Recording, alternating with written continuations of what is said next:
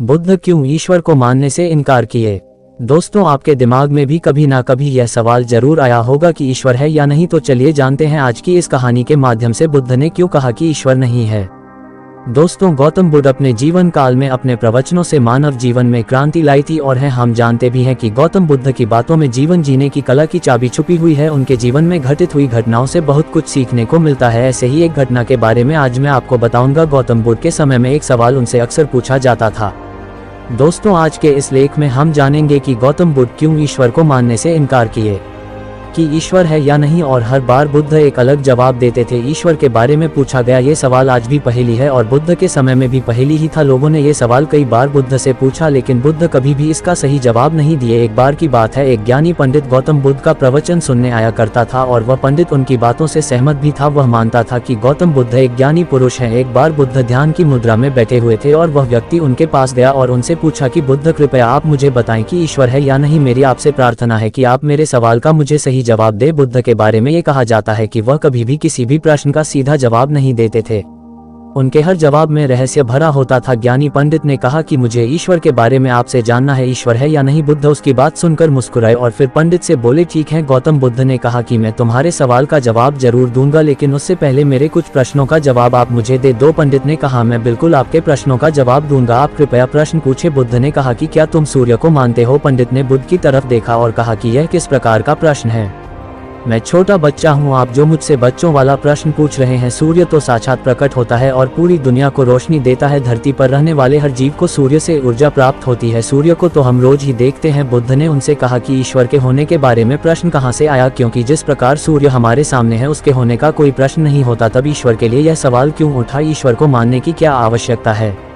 इसका मतलब तो ये हुआ कि आपके मन में कहीं ना कहीं ईश्वर के प्रति संदेह है, क्योंकि ईश्वर सूर्य की तरह आपके सामने नहीं है। आप ईश्वर को भी बुद्धि से ढूंढने के लिए निकले हो और बुद्धि केवल उन्हीं बातों को मानती है जो उसके सामने दिखाई देता है, और ईश्वर कभी भी आपको प्रत्यक्ष रूप में सामने दिखाई नहीं देगा। अगर दिख जाए तो वह ईश्वर नहीं होगा। गौतम बुद्ध ने कहा कि तुम ईश्वर को मानते हो या नहीं। असल में ये प्रश्न ही गलत है और गलत प्रश्न का सही उत्तर कैसे दिया जा सकता है। इसलिए अगर इस गलत प्रश्न के पूछे जाने पर और अगर किसी के उत्तर दिए जाने पर तो वह उत्तर भी इस प्रश्न की तरह ही गलत होगा। पंडित बुद्ध की बात सुनकर थोड़ा भ्रमित सा हो गया। उसने कहा कि बुद्ध, आप किस तरह की बातें कर रहे हैं, मुझे कुछ समझ नहीं आ रहा है। बुद्ध ने कहा, अगर मैं तुम्हें सीधे शब्दों में बताऊं तो इसका मतलब यह है कि ईश्वर को माना नहीं बल्कि जाना जा सकता है। अगर तुम मुझसे ये प्रश्न करते कि मैं ईश्वर को जानना चाहता हूं तो मैं तुम्हारी मदद कर सकता था, और जिस दिन तुम ईश्वर को जान जाओगे उस ईश्वर की व्याख्या तुम सीधे कभी नहीं कर पाओगे। लेकिन लोगों को ईश्वर के दर्शनों का स्वाद चखने में मदद जरूर कर सकते हो। तुम कभी अपना अनुभव किसी को दे नहीं सकते हो, लेकिन किसी को अनुभव कराने में सहायता जरूर कर सकते हो। दोस्तों, आपने बुद्ध के जीवन की कितनी कहानियां किससे सुने होंगे। वहां आपने देखा होगा कि बुद्ध ने कभी भी ईश्वर के बारे में स्पष्ट नहीं कहा और इसकी वजह से कई बार बुद्ध के ऊपर उंगलियां भी उठी। लोगों ने यहाँ तक कहा कि बुद्ध कुछ भी नहीं जानते, क्योंकि बुद्ध इस तरह के प्रश्नों का ठीक से उत्तर कभी नहीं देते थे। गौतम बुद्ध इस तरह के प्रश्नों से हमेशा बचा करते थे, क्योंकि ईश्वर और आत्मा के संबंध में कोई उत्तर दिया ही नहीं जा सकता है, और अगर कभी देना भी पड़े तो वह उदाहरण के माध्यम से उसे समझाने का प्रयास करते थे, क्योंकि ईश्वर और आत्मा के संबंध में कोई उत्तर दिया ही नहीं जा सकता है, ये संभव ही नहीं है।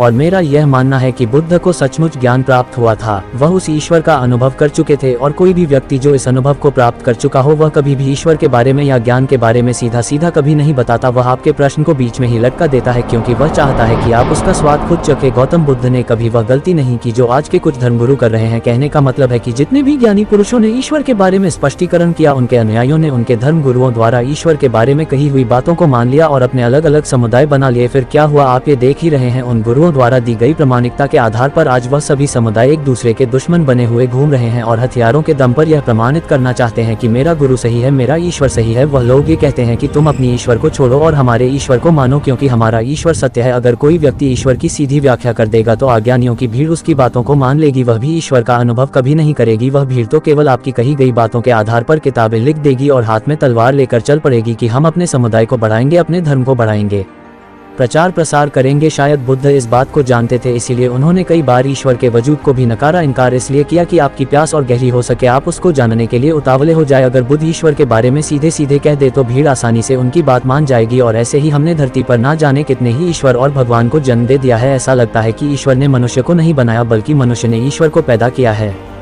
तो दोस्तों, गौतम बुद्ध की कहानी से हमें क्या शिक्षा मिलती है कि भगवान को मानना नहीं बल्कि जानना चाहिए और उसका अनुभव लेना चाहिए। ईश्वर को जानने के लिए सिर्फ एक ही रास्ता है और वह है ध्यान। ध्यान में जितनी गहराई से जाओगे उतना ही तुम्हारा ईश्वर के प्रति अनुभव होता चला जाएगा और तुम्हारे सभी प्रश्नों के उत्तर भी तुम्हें मिल जाएंगे।